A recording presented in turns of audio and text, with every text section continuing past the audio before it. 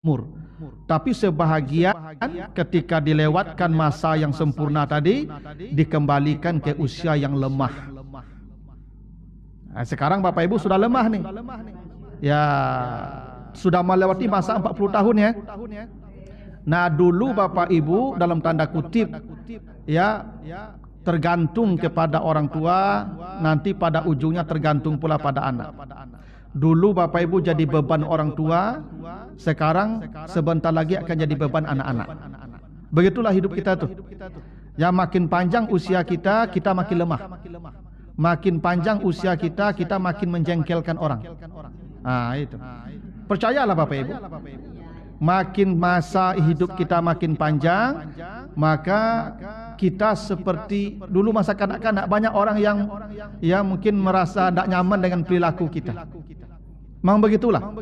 Likai la ya'lama ba'da ilmin syai'an, kata Allah di surah An-Nahl 70 itu. Bahkan dia itu pun lupa dengan namanya sendiri. Ya. Pada ujungnya kata Allah, jangankan dengan orang lain, dengan dirinya sendiri pun dia lupa. Likai la ya'lama ba'da ilmin syai'an. Itu akan terjadi Bapak Ibu ya, semua akan begitu. Jadi masa yang sempurna itu 40 tahun. Nah, jadi Bapak Ibu sekarang sudah selesai. Ya. Iya kan 40 tahun batasnya sudah selesai. Jadi yang Bapak Ibu tinggal hitung adalah lemah hingga akhirnya nanti dibopong ke rongga kembali seperti dulu dibantu keluar rongga. Jadi awalnya kita dibantu keluar rongga, di ujungnya kita dibantu pula sama-sama masuk ke rongga kembali. Jadi ibu-ibu sekarang tinggal menunggu masuk rongga saja. Ya, masa sempurna sudah selesai. Dan sekarang saya masuk masa sempurna. Jadi ya itu makanya suara saya keras, ya wajah saya masih fresh, karena saya sekarang di masa yang sempurna. Orang senang lihat saya kan? Atau maksud ibu-ibu senang lihat saya nak? Karena saya sempurna sekarang ya, di masa itu 40 tahun. Sebentar lagi orang sudah mulai malas lihat saya tuh. Memang begitulah hidup kita ini, ada masa-masa kita sempurna. Nah, ya kena ibu pandai perawatan. Nah, begini ibu. Ketika manusia mencapai usia sempurna itu apa yang terjadi? Apa yang terjadi ketika manusia memasuki usia sempurna? Apa kata Allah? Dimulai perintahnya di awal, wa wasainal insan biwalidayhi ihsana. Dan kami perintahkan manusia agar berbuat baik kepada kedua orang tuanya, terutama ibunya yang telah mengandungnya dalam keadaan payah, melahirkannya dalam keadaan payah, dan mengandung dan melahirkannya selama 30 bulan. Jadi kita diingatkan Allah agar berbakti pada orang tua. Karena ini masa 40 tahun itu masa kita ingat orang tua kita. Begini Pak Ibu, berbakti pada orang tua, Allah menggunakan perintahnya dalam bentuk apa? Dalam kata kerja wassa ya. Wassa itu sebenarnya kalau perintah banyak. Ada kata amar, perintah juga. Ada kata qada, perintah juga. Ada kata aujaba, wajib, perintah juga. Tapi Allah memilih kata wassa. Wassa itu artinya wasiat. Wasiat yang disebut wassa itu atau perintah yang disebut wasiat itu perintah di waktu tertentu kepada orang tertentu untuk hal tertentu, itu namanya wasiat. Makanya wasiat ini tidak disebut kecuali saat-saat kematian. Ketika seseorang akan mati, sudah menghadapi sakratul maut dia, maka dia menyampaikan pesan atau perintah kepada orang-orang tercintanya, dan itu disebut wasiat. Nanti kalau saya meninggal, jangan tinggalkan masjid, itu wasiat. Kalau sekarang saya katakan tidak wasiat namanya. Ya, karena wasiat baru disebut wasiat ketika sudah mendekati ajal. Karena biasanya pesan ketika itu berbekas di hati kita. Biasanya begitu. Jadi orang tua kita kalau mengatakan sesuatu, itu lama membekas, kalau itu kalimat terakhir, maka itu disebut wasiat. Jadi wasiat itu penting sekali. Makanya Nabi Ibrahim, Nabi Yakub berwasiat menjelang dia mati, apa katanya? Ma ta'buduna min ba'di. Apakah kalian masih menyembah Allah? Itu wasiat. Kalau sekarang tidak wasiat, itu pesan saja. Jadi wasiat itu kalimat tertentu yang diucapkan di waktu tertentu kepada orang tertentu, dan itu membekas di hati. Karena ini perkara penting dan serius. Nah, kenapa perintah berbakti pada orang tua disebut wasiat? Ini menunjukkan betapa seriusnya, betapa pentingnya bakti kepada orang tua. Hingga kalimatnya pun spesial, wassa atau wasiat. Nah, berbakti pada orang tua ini Bapak Ibu disebutkan dengan kata ihsan. Ihsan itu, apa itu ihsan Bapak Ibu? Ihsan itu adalah berbuat lebih dari yang mestinya kita berbuat. Kalau berbuat sebagaimana mestinya namanya adil. Adil itu. Kalau Bapak Ibu ditampar orang, kata Allah, maka tampar pula dia sekeras dia menamparmu. Adil namanya itu. Iza aqabtum fa'aqibu bimisli ma uqibtum. Kalau ibu ditampar orang, tampar pula dia. Itu adil. Itu adil. Memberikan balasan sebagaimana mestinya. Tapi kalau ihsan, wallahu yuhibbul muhsinin, yang menjadi kekasih Allah, kalau bapak ibu ditampar orang, maka diberikan dia uang 1 juta. Jadi kalau bapak ibu ditampar orang, langsung kalau piti 10 juta. Itu namanya ihsan. Jadi ihsan itu berbuat lebih dari yang semestinya. Kalau bapak ibu ada pegawai atau bapak ibu ada orang bekerja dengan bapak ibu, dikasih uang sehari bekerja 200 ribu, itu standar. Maka memberi 100-200 ribu itu namanya adil. Tapi kalau bapak ibu lebihkan 500 ribu, namanya ihsan. Itu ihsan prinsipnya. Berbuat lebih dari yang semestinya. Memberi lebih dari yang harus diberi. Mengambil lebih sedikit dari yang mesti diambil. Itu namanya ihsan. Kepada orang tua, Allah tidak hanya menyuruh kita berbuat baik yang standar, tapi ihsan. Apa maknanya itu? Berbakti pada orang tua itu melebihi apa yang kita terima dari mereka. Melayani mereka melebihi pelayanan yang kita dapatkan dari mereka. Masya Allah Bapak Ibu ya. Andai ayat ini dijadikan Allah untuk menghisap kita di akhirat kelak, semua kita akan berbondong-bondong masuk neraka. Kenapa? Tak ada satupun manusia yang bisa berbakti, berbuat baik melebihi orang tuanya kepadanya. Ada enggak Bapak Ibu yang pernah menggendong orang tuanya ketika sakit? Dulu kita sakit digendong siang malam Bapak Ibu. Sampai mereka enggak tidur demi menggendong kita. Sekarang orang tua kita sakit, kita gendong. Harusnya kita menggendong dia melebihi upaya dia menggendong kita dulu. Baru ihsan. Seperti apa mereka berbuat kepada kita, kita melebihi apa yang mereka perbuat. Ada enggak manusia yang bisa begitu? Tak ada. Tak ada satupun. Karena itu kalau Allah menghisap kita dengan ayat ini nanti di akhirat, maka semua kita akan masuk neraka. Tanpa terkecuali. Kenapa? Tidak ada satupun manusia yang ihsan kepada orang tuanya. Tidak ada. Padahal perintah Allah, berbuat baiklah kamu pada orang tuamu melebihi apa yang dia perbuat kepadamu. Itu ihsan namanya. Mustahil itu bisa kita lakukan. Tetapi Allah Maha Rahmat. Allah Maha tahu bahwa kita tidak akan mampu berlaku ihsan. Kita tidak akan mampu melakukan lebih dari yang mereka lakukan untuk kita. Maka Allah kasih tunjuk bagaimana ihsan. Bagaimana ihsan? Nanti baca Al-Isra 24. Apa kata Allah di Al-Isra 24? Kamu cukup berkata, Rabbil firli wali walidayya warhamhuma kama rabbayani shaghira. Cukup itu kamu ucapkan. Ya Allah, ampuni saya, bapak ibu saya, ampuni mereka dan rahmati mereka seperti mereka merahmati saya di waktu kecil. Dalam sebuah hadis yang sahih Bapak Ibu, itu kelak kata Nabi, innallaha la yarfa'u darajatal abdi fil jannah. Allah akan mengangkat derajat seseorang hamba di sorga ke derajat sorga yang paling tinggi. Sorganya paling mewah. Amalnya sedikit, tapi sorganya paling mewah. Amalnya ringan, hingga dia malu bertanya kepada Tuhan, ya Rabb, anna lihaza, ya Tuhan, ini sorga saya kok sehebat ini. Caranya bagaimana saya bisa dapat? Malu saya rasanya sorga seperti ini. Apa kata Allah? Haza bistighfari waladika laka. Ini karena anakmu yang selalu beristighfar untuk dirimu. Masya Allah Bapak Ibu ya.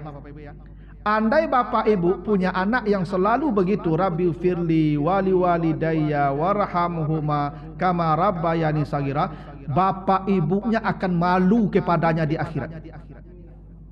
Bapak ibunya akan merasa malu kepada anak ini di akhirat. Kenapa? Karena dia telah mengangkat bapak ibunya ke surga paling tinggi yang dia tidak tahu kalau itu anaknya yang berbuat. Jadi ihsan tidak memberikan rumah mewah pada orang tua, tidak membelikan mobil mewah untuk orang tua, tidak memberikan belanja banyak untuk mereka. Ihsan itu kata Allah, angkat dia ke surga paling tinggi hingga dia malu kepadamu nanti di akhirat. Doa tadi cukup. Rugilah Bapak Ibu yang punya anak tak satu pun mendoakan kita. Makanya saya sering katakan kepada jamaah Bapak Ibu, apalagi anak-anak yang sudah sibuk dengan dunianya, sudah berumah tangga dia, Bapak Ibu kirimlah doa tadi, kirim lewat WA atau nih ya, Rabbil firli wali walidayya warhamhuma kama rabbayani saghira. Ini ang baco ya. Besok sudah subuh kirim oleh ang baco. Kadang anak-anakku ini dapat doa Bapak Ibu. Sudah assalamualaikumnya lari sini. Ya dah. Jangan awak kau doa, kalau inyo saya dapat doa lah. Suruh dia berdoa, ini yang penting. Engkau kalau tidak ngirim uang saya tidak akan kecewa, tidak bikin ke rumah tidak akan kecewa, tidak ada kecewa. Tapi kalau kamu tidak memintakan ampun atas dosa saya, itulah kerugian saya yang paling besar. Sering Bapak Ibu saya menemukan, ini sering. Saya kalau khutbah Jumat biasanya ada jenazah dibawa ke masjid untuk sholat jenazah kalau meninggalnya Kamis malam atau Jumat pagi itu. Sering Bapak Ibu, itu terakhir saya di Tabiang Bapak Ibu. Jadi setelah khutbah selesai, itu dibawa jenazah ke depan, diam saja semua. Saya panggil mana anaknya? Ke depan anak-anaknya laki-laki. Dan lebih seusia saya anak-anaknya. Saya tanya, Bapak jadi imam ya? Karena ini orang tuanya, ibunya meninggal ketika itu. Apa kata anak-anaknya Pak Ustadz? Bisa enggak Pak Ustadz bantu saya jadi imam? Kalau ada ibu punya anak begitu, itulah orang tua yang paling malang punya anak. Tidak ada lagi manusia yang semalang itu punya anak. Allah sudah siap mengangkat dia ke surga paling tinggi, dibatalkan. Kenapa? Tak mau dia mendoakan dia. Apa susahnya salat jenazah itu? Dia berdiri silent semua, antuk-antuk dan berbunyi nih, Ibu. Tagak sekali muka jenazah, sengaja aku salat jenazah, salat takbir, Fatihah agak panjang, ini lalu bunyi antuk saya. Lalu takbir Allahumma salli ala Muhammad itu saja. Itu takbir Allahumma ighfir lahu, itu seulang Allahumma ighfir lahu, Allahumma ighfir lahu, selesai. Yang kampe Allah maghfir lahu lah dia. Kalau dapat Allah la tahrimna ajrahu. Assalamualaikum. Apa susahnya? Tidak ada susah karena dia tidak mau mendoakan ibunya. Kuncinya itu saja. Salat jenazah itu 5 menit bisa dipelajari. Tidak akan payah pula bacanya. Tapi dia membuang kesempatan emas. Ini Bapak Ibu perlu, Bapak Ibu kalau punya anak laki-laki tolong sampaikan ke nyo deh. WA-nya atau teleponnya, ang le pandai semua yang jenazah ndak ya. Bawa ke betul ke siapa ya. Tak nampak lah gaib endang ya. Tak besok tak beko dia mati ya. Ya Bapak konten saya nyonya anak-anak aku Pak. Ya tak. Ya tak nampak lah gaib endang. Beko kok mati dan beko besok ang dimungko ya. Jangan ngagen jenazah dan ke orang ndak ya. Waang dimungko. Waang yang mengecen Allahumma ighfir atu tu. Orang lain tak perlu. Engkau yang perlu. Itu ihsan. Itu yang ihsan namanya. Iya. Memang dari sekarang Bapak Ibu harus ya yakinkan anak-anak bahwa itu hal yang tidak boleh dianggap remeh itu. Nah, jadi ihsan itu bukan memberikan materi, tidak. Allah ajar, karena kalau engkau memberikan materi tidak akan bisa lebih dari mereka. Kalau engkau memberikan pelayanan tidak akan bisa melebihi mereka. Kalau engkau memberikan kasih sayang tidak akan bisa melebihi mereka. Dan Allah tahu kita tidak akan mampu. Maka ditunjukkan satu cara yang ringan. Cukup mintakan ampun mereka dan mintakan rahmat Allah untuk mereka. Dia akan malu kepadamu di akhirat kelak. Itu ihsan namanya. Dan lebih hebat lagi Ibu, yang disuruh ihsan itu kita ke walidai. Walidai itu dari kata walad. Walad itu artinya melahirkan, yang intinya ibu. Kalau ayah itu abun. Kalau bapak dan ayah itu biasanya abawai. Nanti baca surat An-Nisa 11-12 tentang pembagian warisan. Di situ bukan walidai li abawai. bapak ibu. Tu kalau abawai, bapak dominan, makanya bagian bapak 2 kali ibu. Bagian bapak dominan, ibu menumpang seketik. Tu kalau abawai. Kalau walidai, ibu dominan, apa menumpang seketik. Tu walidai. Jadi kalau berbuat baik seorang anak kepada orang tua, ibunya dominan. Begitu artinya. Jadi setelah ibunya dibelikan baju, besok pulang lagi ibunya lagi dibelikan baju, besok lagi ibunya dibelikan baju, yang keempat baru bapaknya dibelikan baju. Jadi apa-apa kalau ada anak membeli baju induknya lah 3 kali, apa belum boleh protes. Karena begitu Nabi pada tanya, ya Rasulullah, kepada siapa saya berbuat baik? Ibumu, lalu ibumu, lalu ibumu, lalu bapakmu. Jadi kalau seorang anak lah membelikan ibunya 3 kali, yang kampe udah bapak boleh dapat. Jadi kalau setiap pulang induknya, jangan dapat protes. Angama ang panjang sama dan bidu kemalian kau. Itu tak boleh. Baru boleh protes kalau sudah yang keempat. Apa ya? Jadi, kok ada ni kampek le boleh bertanya. Ya. Kenapa begitu? Karena kata Allah, ada 3 yang tidak dimiliki oleh ayah. Hamalathu ummuhu, hamil. Ayah tak pandai ikut. Ya tak? Lalu wadaat, melahirkan. Ayah tak pandai ikut.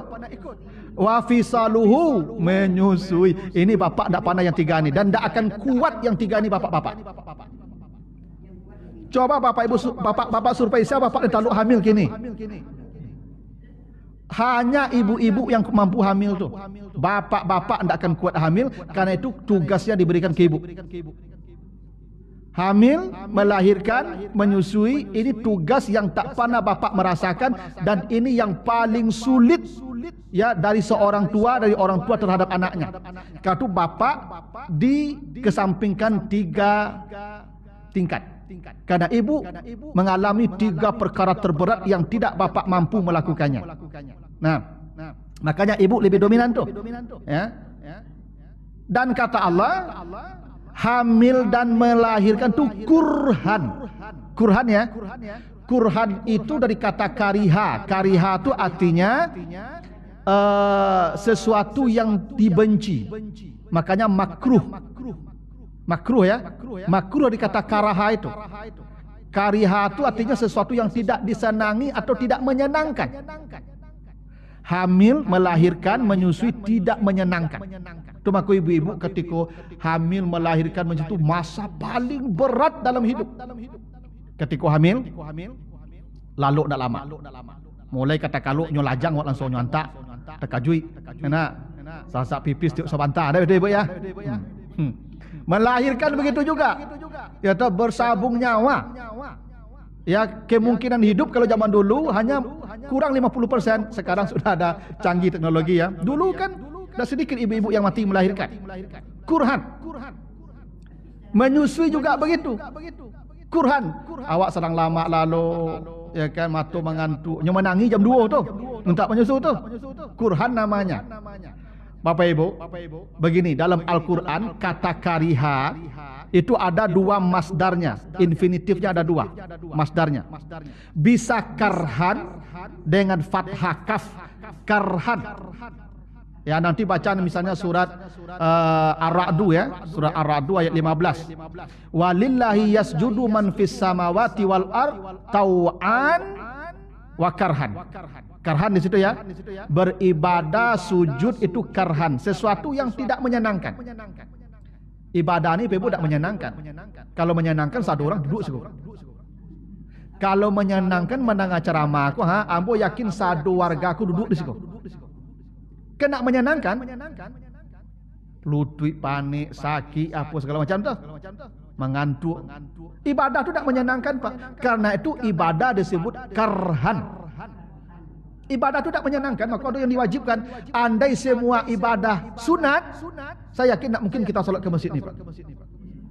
Karena Allah tahu kalau tak diwajibkan, tak dikerjakan, maka ada ibadah yang diwajibkan. Itu bukti ibadah itu karhan, sesuatu yang tidak disukai. Karena ibadah ni Pak Ibu berlawanan dengan kehendak nafsu. yang sesuai dengan kehendak nafsu itu jalan ke neraka. Jalan ke sorga itu tidak sesuai kehendak nafsu. Karena itu menjadi tidak menyenangkan. Yang tidak menyenangkan itu karhan. Jadi ibadah ini kata Allah disebut karhan. Nanti baca ya di surat Ar-Ra'd ayat 15. Karhan. Karhan ya. Tapi kalau perang, nanti baca di Al-Baqarah 216. Kutiba alaikumul qital wa huwa kurhun. Diwajibkan atas kamu berperang mengangkat senjata. Dan berperang itu kata Allah kurhun. Sesuatu yang tidak menyenangkan. Jadi tidak menyenangkan itu bisa karhan, bisa kurhan atau kurhun. Bisa fathah kafnya, bisa damah kafnya. Dua-duanya benar, sama-sama tidak menyenangkan. Bedanya apa? Kalau karhan tidak menyenangkannya lebih ringan, maka fathah. Kalau kurhan tidak menyenangkannya lebih berat, itu kenapa dhammah rafa. Apa maknanya itu? Hamil, melahirkan, menyusui adalah ibadah yang paling berat, melebihi tahajud semalaman. Setiap malam ibu tahajud, lebih besar pahala yang hamil dan melahirkan ketimbang itu. Cuma kok rugi ibu yang sakiti anak. Ibu kalau banyak anak tak usah tahajud, tak usah baca Quran, tak usah sedekah, tak usah. Kenapa? Amal ibu itu hamil, melahirkan, menyusui, mendidik kurhun. Hamalathu ummuhu kurhun wa wada'at kurhun, bukan karhan. Tadi beribadah, salat kah, sujud kah, sedekah kah, karhan. Sekarang hamil, melahirkan, menyusui kurhan. Lebih hebat itu Bapak Ibu. Ya tu bah aja lah tua kau. Jadi tujuh kerajo lah.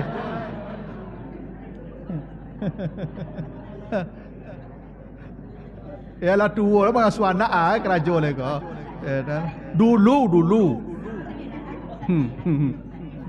Itu kenapa hamil kurhan, menyusui kurhan, melahirkan kurhan, sujud tadi karhan. Jadi amal perempuan yang paling besar itu adalah hamil, melahirkan, itu yang paling besar. Itu kenapa kalau banyak anak. Mantap lah ibu tu kelima tu. Itu kenapa begini.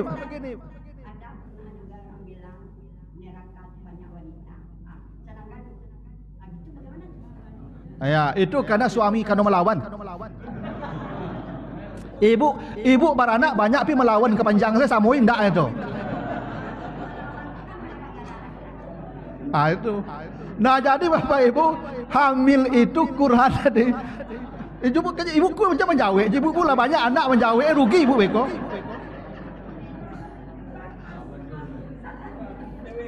Ya pokoknya ibu lah dapat 5 anak tu aman ibu tu mah. Aja menjawab je lah. Menjawab panjang so habis amal ibu beko. Itu kenapa kurhan. Tadi gini loh ibu, di Al-Baqarah 216 tadi, perang itu kan mati syahid ya. Kalau mati syahid kan, perang disebut apa tadi? Kurhun, ya nak? Perang disebut kurhun kan? Tadi hamil melahirkan disebut apa? Sama, kurhun. Apa artinya itu? Ibu setiap hamil, setiap melahirkan, setiap menyusui, pahala ibu sama dengan orang yang perang. Kalau mati ibu dalam status hamil, melahirkan, menyusui, ibu langsung masuk sorga. Mati syahid. Bapak Ibu, kenapa ibu yang hamil melahirkan itu dosanya hilang habis? Orang perang, kenapa dosanya diampuni semua? Kena luka berdarah-darah itu membuat semua dosa hilang. Setiap tetesan darah ibu melahirkan itu menghapuskan semua dosa ibu. Iya tuh makanya ibu berbahagialah kalau ibu banyak anak. Ya kok tak tahu dulu udah PAK ibu aja kalau ya. Ambo pun terlambat lah bagi tahu tu mah, harus kan dulu bagi tahu tu.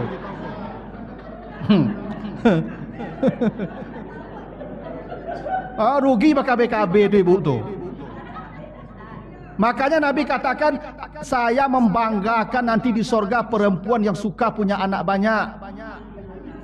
Allah banggakan tu yang suka punya anak banyak tu. Ya. Allah, Nabi bangga sebut nama-nama ibu-ibu dia banyak anak tu. Tu ibu tu 10 je nya. Saya bangga ditempatkan di tempat khusus ibu nanti itu. Ya, tapi kini dah terlambat tahu tu apa aja le. Ya.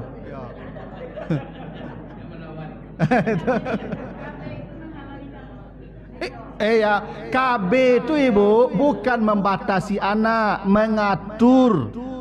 Ibu tak mungkin tak taluk sekali 2 tahun lah, ada atur sekali 4 tahun, sekali 5 tahun, tapi tak membatasi jua cukui, tu tak KB nama itu.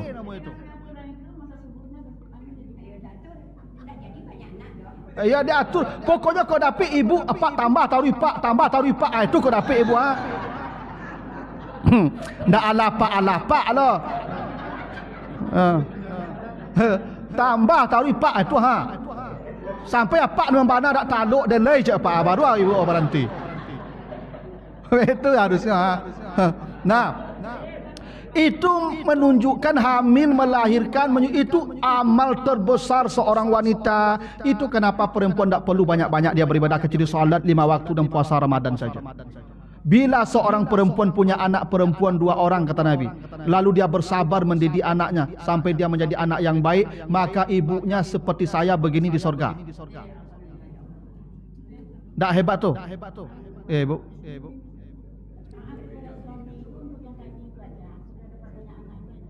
Indah, ibu maksudnya dapat anak banyak tu ibu rawat saya ada ibu tu. Tapi ibu jangan lawan-lawan juga. Apa tu maksudnya tadi tu?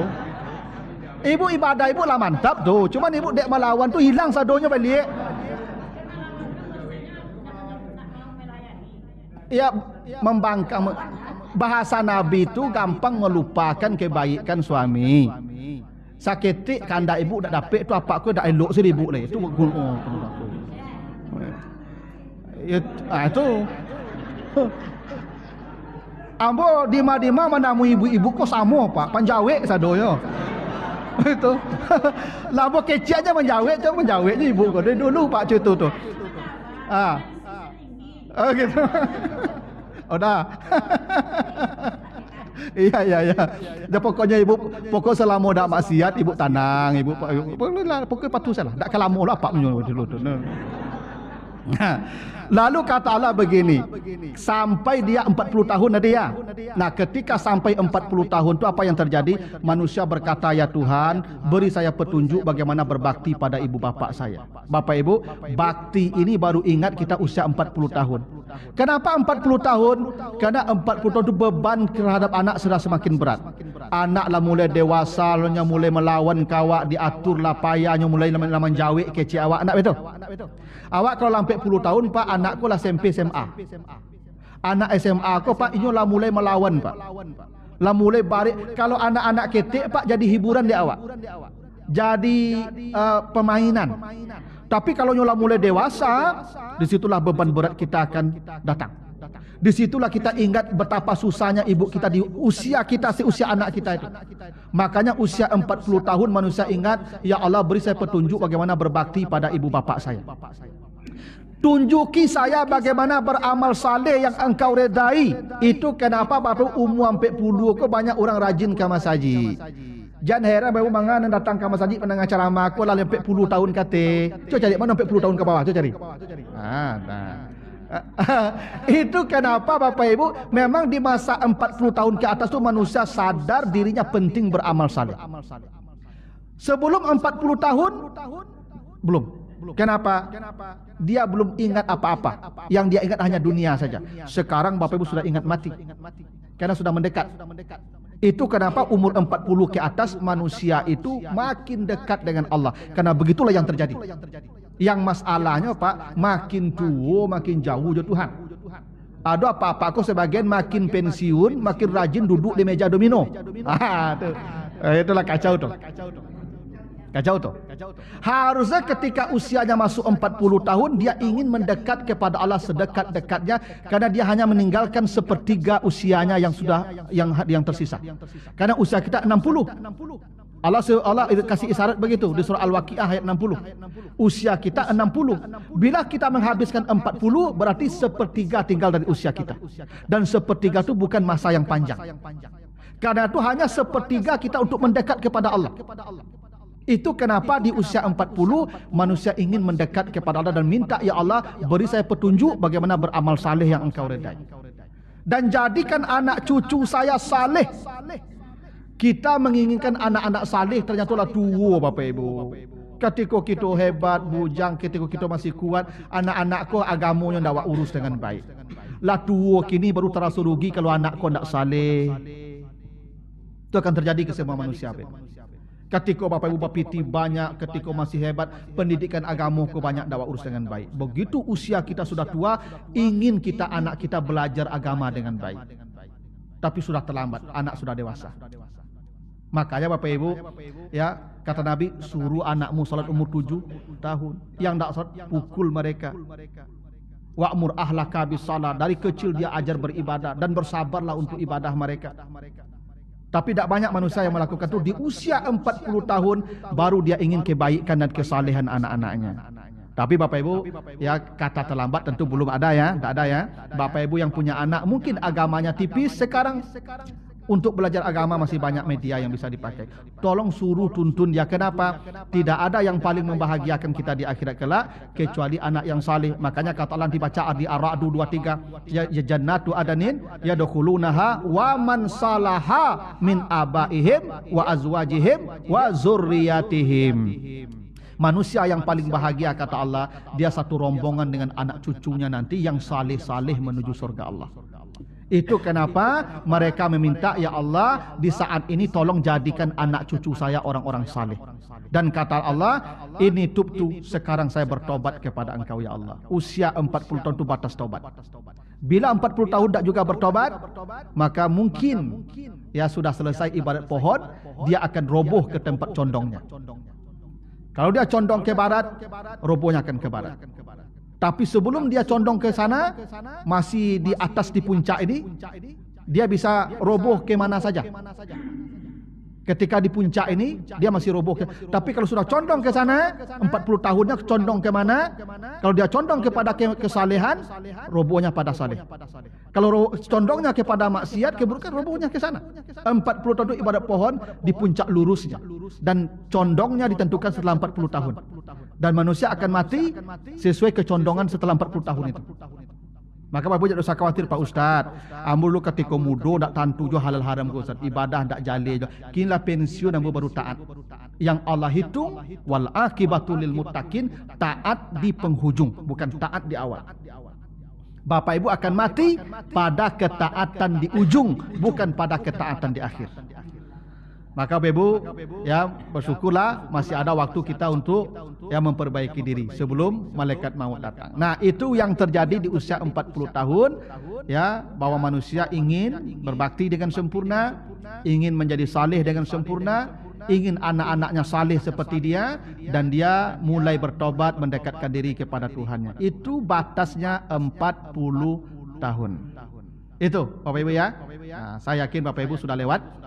Ya, ibarat main bola nih, tinggal menunggu peluit panjang dibunyikan. Nah, mudah-mudahan golnya sudah banyak tercipta. Yang ngalun gol, Bayu Bana lah mengajar bola nih. Kalau nah begitulah Bapak-bapak Ibu yang mudah-mudahan ada manfaatnya. Lebih kurang mohon maaf karena sudah siang ini tidak ada pertanyaan Bapak Ibu ya. Insyaallah diamalkan sajalah. Lebih kurang mohon maaf. Subhanakallahumma wa bihamdika asyhadu an la ilaha illa anta astaghfiruka wa atubu ilaika. Wassalamualaikum warahmatullahi wabarakatuh.